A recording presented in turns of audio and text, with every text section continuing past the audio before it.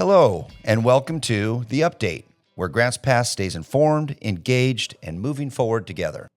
I'm Aaron Kubik, your city manager. Well, to start off today's episode, we're doing a quick recap of this week's city council meeting. And with me today, I have council member Indra, and welcome aboard. Thank you. Good to be here. Yeah. So why don't you tell us a little bit about how the meeting went yesterday and what kind of topics did we address? Yeah, the meeting was pretty mellow and quick compared to some of them. So that was really nice. We went quickly through our action items. And I think one thing I would like to highlight was we had an ordinance vacating common property lines among tax lots. So this would be where the new library is going to be built over between 6th and 7th Street. And there were tax lines in there that they wanted to alleviate. So it's one tax lot so that they could build a nice, beautiful new library.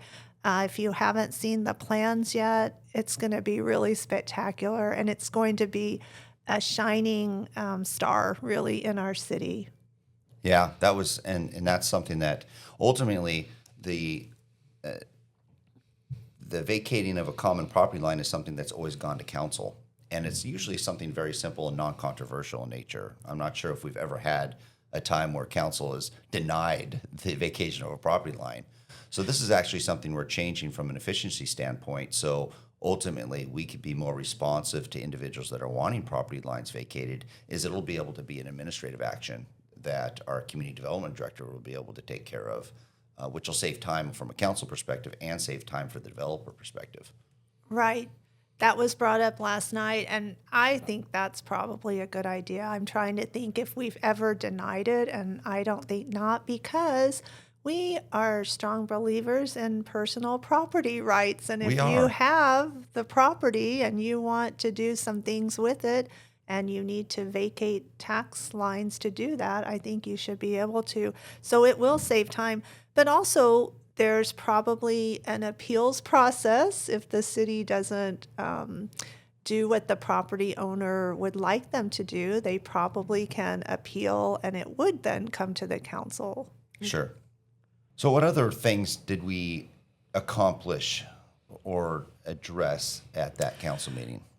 Another exciting thing moving forward would be having to do with our homelessness grant. Oh. Because we had to change a little bit on an ordinance. Yes, actually that's spot on. A few years ago, the state of Oregon provided for this thing called Oregon Transitional Housing Standards, and it provides an opportunity for communities to identify transitional housing needs and change their codes associated with that to provide additional flexibility that may not be allowed in normal zonings. So you have people living in tents outside.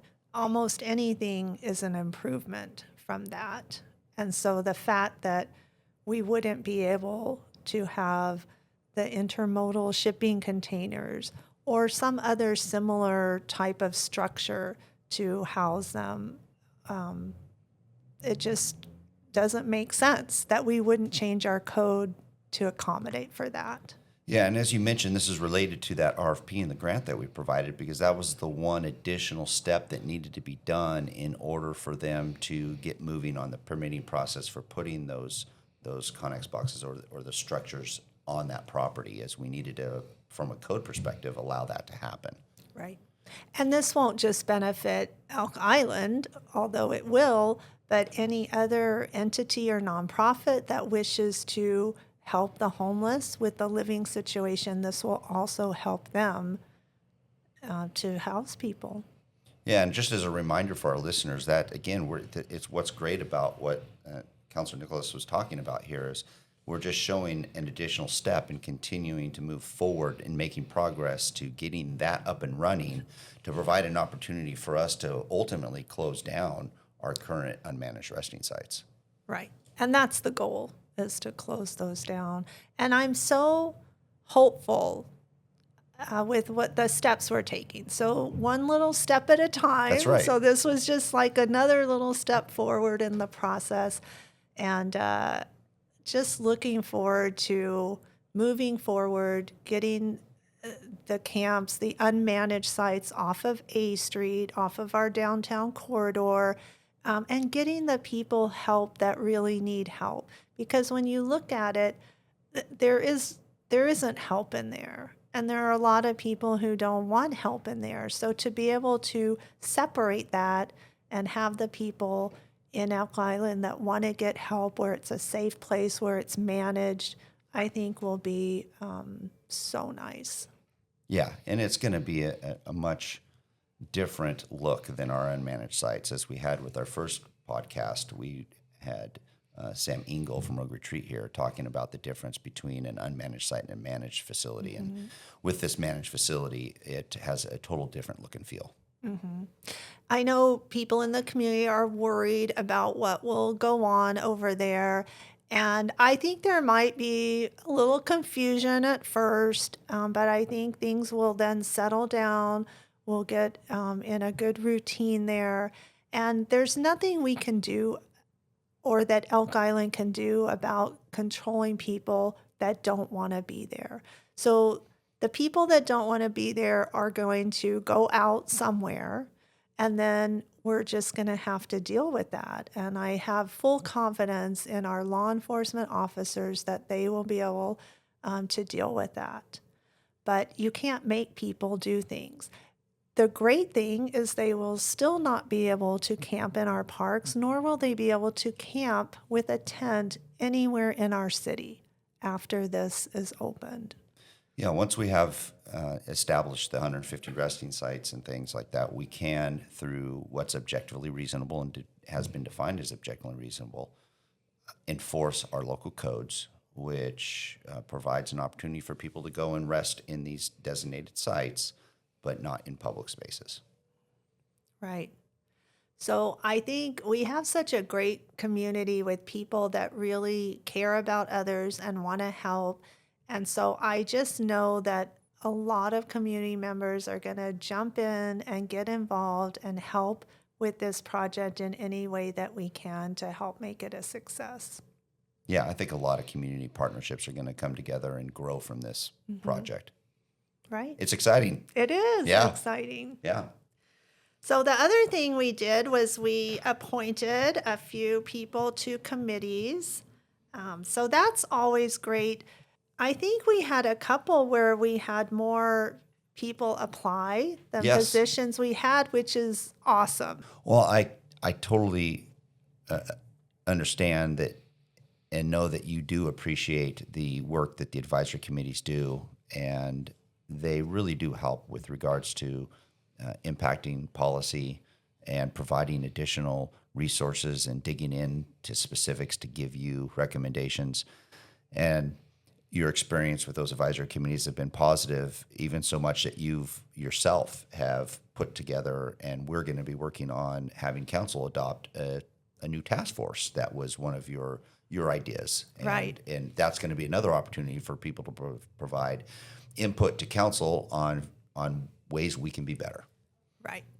And that's the small business task force. It's hard to get business owners, I think, to get involved sometimes for various reasons. They're working really hard trying to make their business a success. But also sometimes I think they're maybe afraid to speak up. And I know the city would never retaliate or do anything bad, but that is a fear that people do have because the city does have force to do things on people. So that could be one of the reasons, or that they're just, I think they just wait for things to happen and then sometimes complain. But so it'd be nice to get ahead of the game and let us know what's happening, what your issues are, and just how can we help. And maybe we can't help in some areas, but that would be good to know too for them. Well, we truly are at our best, both from a council perspective and from my perspective as a city manager and the operations of the organization. We are both at our best when we hear from the public. Yes. When we hear their concerns, when we hear their kudos, when we hear their interests, that helps us frame good, positive public policy. It helps us implement good, effective organizational strategies. So we greatly appreciate those individuals that come and volunteer on task forces or that provide additional community input to council and to staff. Right.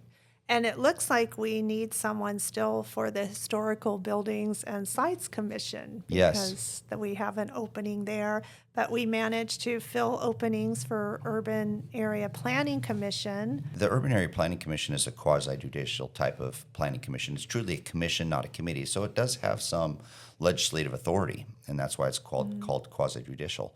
So it's a wonderful committee to get involved with and to help you understand how local government works. All the advisory committees are, and we have, I think, around 11 advisory committees. If you have an interest in something when it comes to community development, we probably have an advisory committee for it, whether it be bike and ped or trees or parks. We have so many different advisory committees that definitely would love to have additional public participation. Right. And we need it. And I know I appreciate emails. So sometimes I'll get an email from someone who's an expert in an area. They're not on a committee, but they're just giving me their input on a topic. And it's very helpful. And then I can bring that forward to city staff or council and get answers or learn more about it myself. Yeah. So that's nice. I learned, I had an epiphany yesterday that I got elected to represent constituents. And sometimes it's frustrating because you do hear from a lot, but a lot of times it's the same people that you hear from through email or that come to the meetings. And I was just thinking, why aren't more people involved in city government or engaged at least? And I know before I got involved, I wasn't involved at all. And it's because you elect people and you trust them to do the right thing for you so that you don't have to constantly engage. Yeah. Right? Yep. So that was kind of an eye-opener. And it just reminded me that whatever I do, I need to always represent the community. They don't always know what's going on. They trust me to make decisions for them. Will they find out later? Yes. So you want to do the right thing so later they don't come to you and say, why did you do this or what's happening here? And so I always have that in my mind when I'm representing up there. Let's see.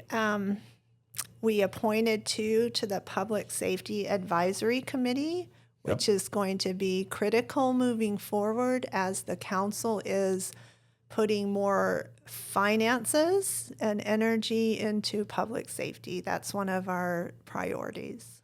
Yeah, we've been very successful in moving forward with following council's policy direction of hiring 12 additional FTE, 6 in fire, 6 in police.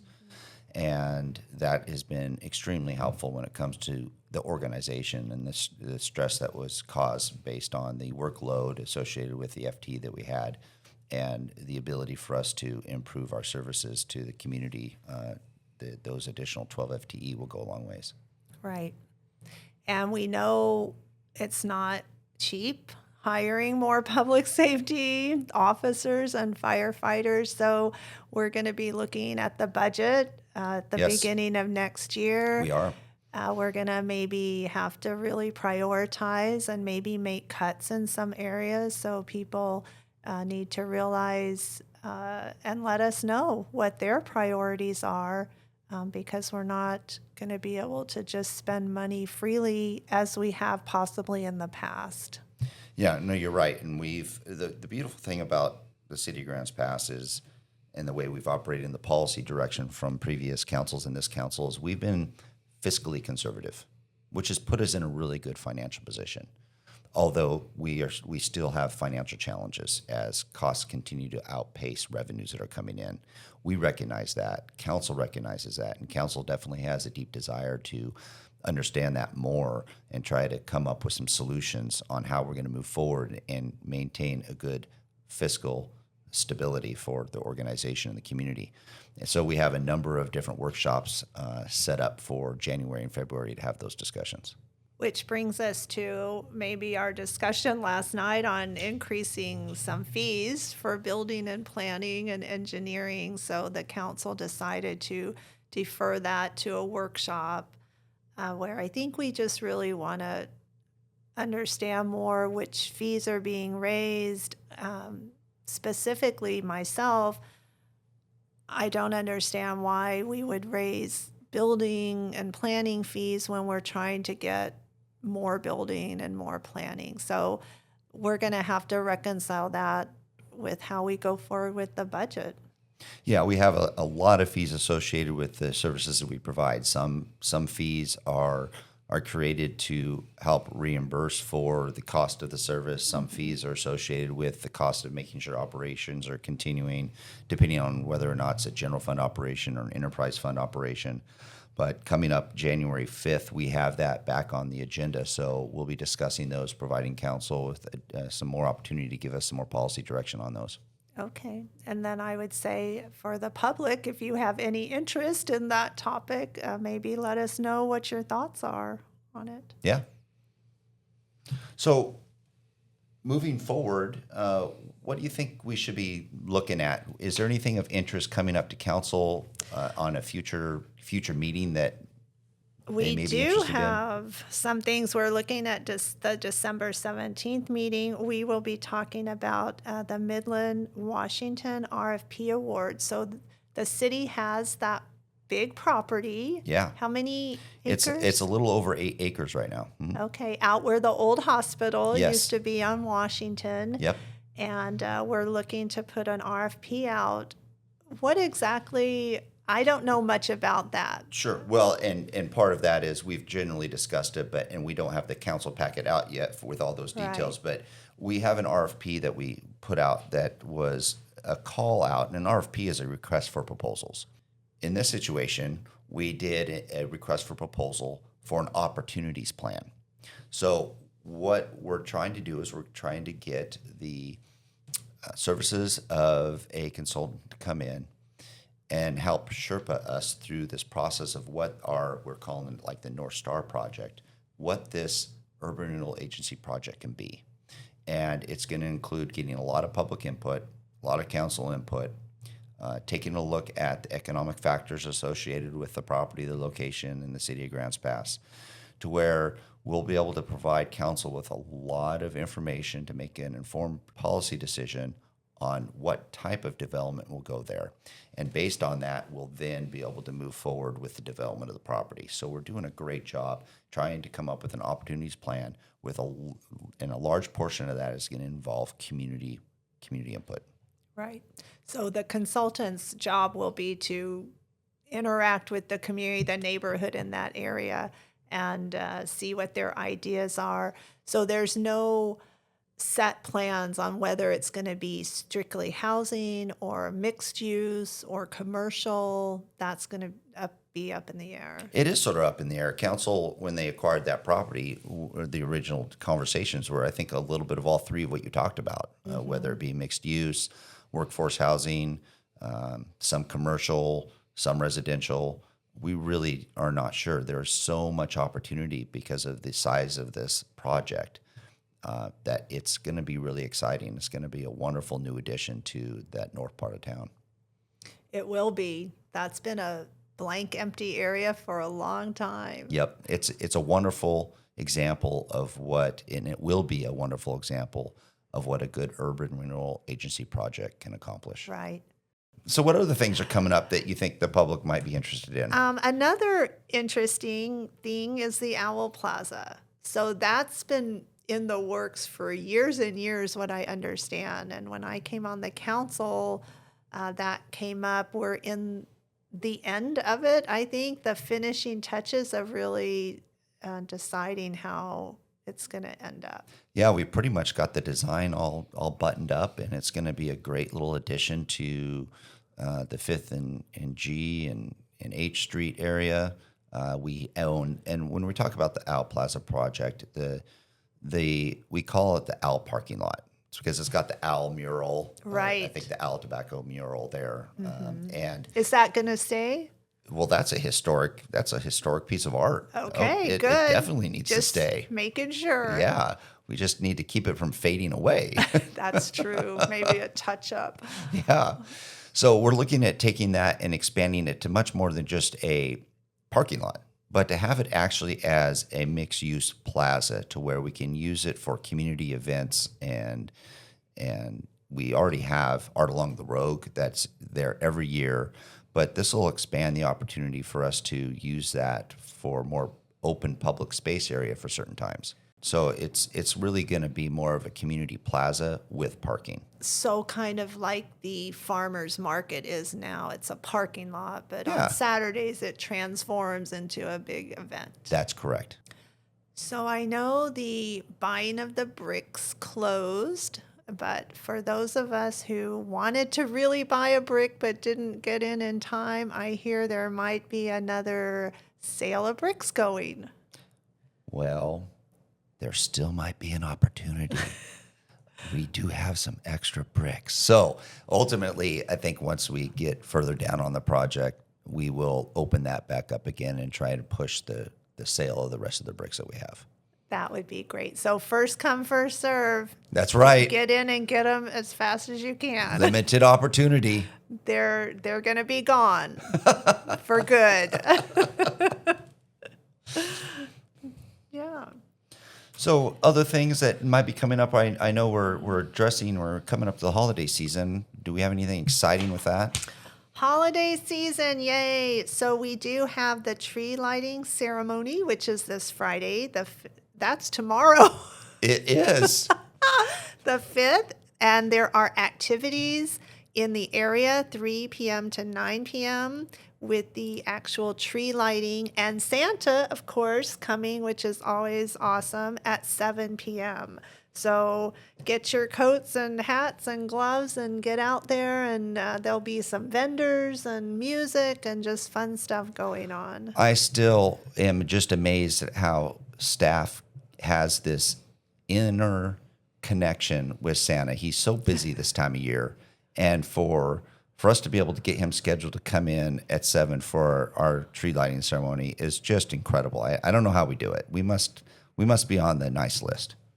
Santa loves Grants Pass. That's right. Yes, he'll be here. And then December 13th at 6 p.m. is the Christmas parade. Yes. So come out and enjoy a great parade. Both are great opportunities for people to come and enjoy our wonderful downtown and shop and dine and just experience a little bit of Grants Pass. Mm-hmm. And what I learned is there's a volunteer group who has done this Christmas parade for many years, and they do it all volunteer on their own. So that's amazing, because that is not an easy feat. Yeah, that's one of the strong points, I think, of Grants Pass in general that's been recognized across the board when I talk to other people, is the community service mentality that our residents have. There are so many wonderful nonprofit group of individuals that make so much wonderful things happen in our community. Yeah. And then Friday is also First Friday. So all the downtown shops will, I'm sure, have fun Christmas things. Main Street is doing a holiday, what's it called? Shop, dine, and win? Dine, win. Yeah. So you can win free things if you go shopping downtown at certain stores. Also, the council workshop, Monday, December 15th. And we have a meeting on December 17th. That would be our next meeting, and then nothing again until next year. Taking a few weeks off then for the holidays. We need it. We need it. Yeah. It's a busy season. Well, Indra, I'd like to thank you very much for taking the time to be with us today and giving an update on what's important to council and where we're going. It's been a pleasure to talk with you today. Thank you. Fun to be here. So just the other day, I was driving down on Parkway and couldn't help notice but a bunch of dirt and activity occurring at our new, soon-to-be, Jason Canady water treatment plant. So that brings us to the next part of our show, where I was trying to figure out who in the world can I have as a guest that can give us an update on the Jason Canady water treatment plant. Wait a second. I'll bring in our Public Works Director, Jason Canady. Jason, welcome. Thank you. It's great to be here. I had to do that. And no pressure at all. So actually, as just a quick, like off the cuff update for today, super exciting day.